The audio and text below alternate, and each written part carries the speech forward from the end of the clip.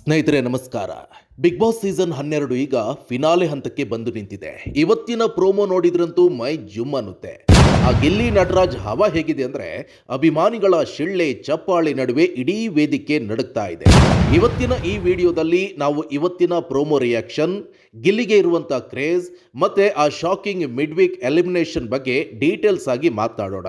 Video skip ಮಾಡದೆ ಕೊನೆ ತನಕ ನೋಡಿ, ಯಾಕಂದರೆ ಇವತ್ತು ತುಂಬ ಇಂಟ್ರೆಸ್ಟಿಂಗ್ ವಿಷಯಗಳನ್ನು ನಾನು ನಿಮ್ಮ ಜೊತೆ ಶೇರ್ ಮಾಡ್ತಾ ಇದ್ದೀನಿ. ಅದಕ್ಕೂ ಮುಂಚೆ ನಮ್ಮ ಚಾನಲ್ಗೆ ಹೊಸಬರಾಗಿದ್ದಲ್ಲಿ ದಯವಿಟ್ಟು ನಮ್ಮ ಯೂಟ್ಯೂಬ್ ಚಾನಲನ್ನು ಸಬ್ಸ್ಕ್ರೈಬ್ ಆಗಿ, ಹಾಗೆ ಫೇಸ್ಬುಕ್ನಲ್ಲಿ ಫಾಲೋ ಆಗಿ. ಪ್ರಿಯ ವೀಕ್ಷಕರೇ, ಬನ್ನಿ ಮೊದಲು ಗಿಲ್ಲಿ ಬಗ್ಗೆ ಮಾತನಾಡಲೇಬೇಕು. ಪ್ರೋಮೋದಲ್ಲಿ ನೋಡಿದ್ರಲ್ವಾ, ಜನತಾ ದರ್ಶನದಲ್ಲಿ ಗಿಲ್ಲಿ ಎಂಟ್ರಿ ಕೊಟ್ಟಾಗ ಆ ಸೌಂಡ್ ಹೇಗಿತ್ತು ಅಂದರೆ ಅದು ಜಸ್ಟ್ ಬಿಲ್ಡಪ್ ಅಲ್ಲ, ಅದು ಅಪ್ಪಟ ಪ್ರೀತಿ ಅಂತ ಅನಿಸ್ತು.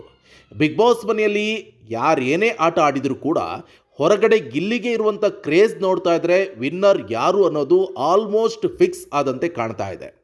ಬಿಗ್ ಬಾಸ್ ಕೂಡ ಒಂದು ಮಾತನ್ನು ಹೇಳಿದ್ದಾರೆ, ಯಾವುದೇ ಸಂದರ್ಭದಲ್ಲಿ ಆಟದ ದಿಕ್ಕನ್ನು ಬದಲಿಸುವಂಥ ತಾಕತ್ತಿರೋದು ಅದು ಕೇವಲ ಜೋಕರ್ಗೆ ಮಾತ್ರ ಅಂತ. ಇಲ್ಲಿ ಜೋಕರ್ ಅಂತ ಹೇಳಿದ್ರೆ ನಮ್ಮ ಗಿಲ್ಲಿನೇ. ಇಡೀ ಸೀಸನ್ನ TRP ಒಂದು ಕಡೆ ಆದರೆ ಗಿಲ್ಲಿಯ ಎಂಟರ್ಟೈನ್ಮೆಂಟ್ ಇನ್ನೊಂದು ಕಡೆ. ಹೊರಗಡೆ ಕಾರ್ ರ್ಯಾಲಿ ನೋಡ್ಬೋದು, ಆಟೋ ರ್ಯಾಲಿಗಳನ್ನು ನೋಡ್ತಾ ಇದ್ದರೆ ಇದು ಸುಮ್ಮನೆ ಬಂದಿರುವಂಥ ಕ್ರೇಜ್ ಅಲ್ಲ ಅಂತ ಎಲ್ರಿಗೂ ಕೂಡ ಗೊತ್ತಾಗ್ತಿದೆ.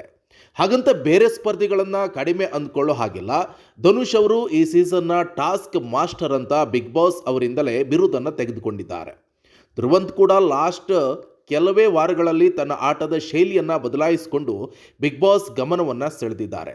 ಇನ್ನು ಕಾವ್ಯ ಅವರು 2ನೇ ಬಾರಿ ಜನರ ಮುಂದೆ ಬಂದಿದ್ದಾರೆ. ಕನ್ನಿಂಗ್ ಕಾವ್ಯ ಅಂತ ಬಿರುದನ್ನು ಈಗ ಜನತೆ ಕೊಟ್ಟಿದ್ದಾರೆ. ಜೊತೆಗೆ ಬಿಗ್ ಬಾಸ್ ಕೂಡ ಅವರಿಗೆ ಬೇರೆ ಬೇರೆ ಬಿರುದುಗಳನ್ನು ಕೊಡ್ತಾ ಇದ್ದಾರೆ.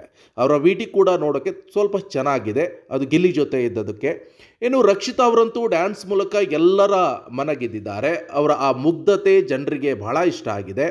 ಬಿಗ್ ಬಾಸ್ ಎಲ್ರಿಗೂ ಕೂಡ ಸಮನಾಗಿ ಅಭಿಮಾನಿಗಳ ಮುಂದೆ ನಿಲ್ಲಿಸಿ ಜನರ ತೀರ್ಪಿಗೆ ಬಿಟ್ಟಿದ್ದಾರೆ.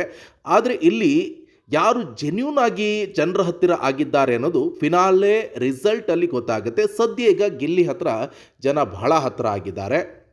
ಈ ವಾರದ ಹೈಲೈಟ್ ಅಂತ ಹೇಳಿದ್ರೆ ಬಿಗ್ ಬಾಸ್ ಸ್ಪರ್ಧಿಗಳ ಕೆಲವೊಂದು ಆಸೆಗಳನ್ನು ಈಡೇರಿಸಿದ್ದಾರೆ.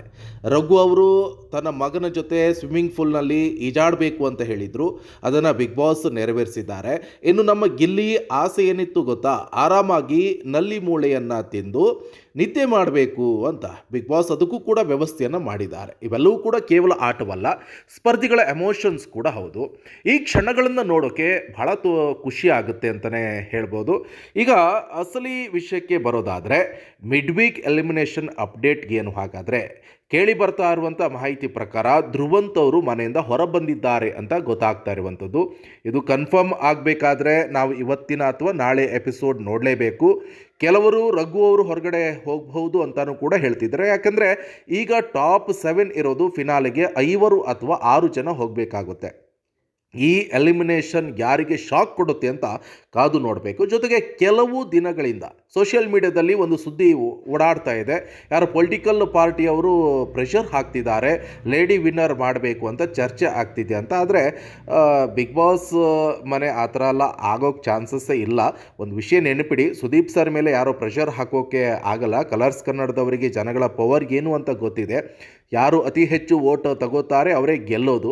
ಗಿಲ್ಲಿಗೆ ಇರುವಂಥ ವೋಟಿಂಗ್ ಅಂತರವನ್ನು ನೋಡಿದರೆ ಆ ಸೂರ್ಯಚಂದ್ರರು ಕೂಡ ಅಡ್ಡ ಬಂದರೂ ಕೂಡ ಗಿಲ್ಲಿ ಗೆಲ್ಲೋದನ್ನು ತಡೆಯೋಕೆ ಆಗಲ್ಲ ಅಂತ ಅನ್ನಿಸ್ತಾ ಇದೆ. ನಿಮ್ಮ ಪ್ರಕಾರ ಈ ಸೀಸನ್ ವಿನ್ನರ್ ಯಾರು ಆಗಬೇಕು? ಗಿಲ್ಲಿ ನಟರಾಜ್ ಅವರ ಈ ದರ್ಬಾರ್ ಬಗ್ಗೆ ನಿಮ್ಮ ಅಭಿಪ್ರಾಯ ಏನು? ಮಿಡ್ ವೀಕ್ನಲ್ಲಿ ಯಾರು ಎಲಿಮಿನೇಟ್ ಆಗಬಹುದು ಅಂತ ನಿಮಗನ್ನಿಸುತ್ತೆ?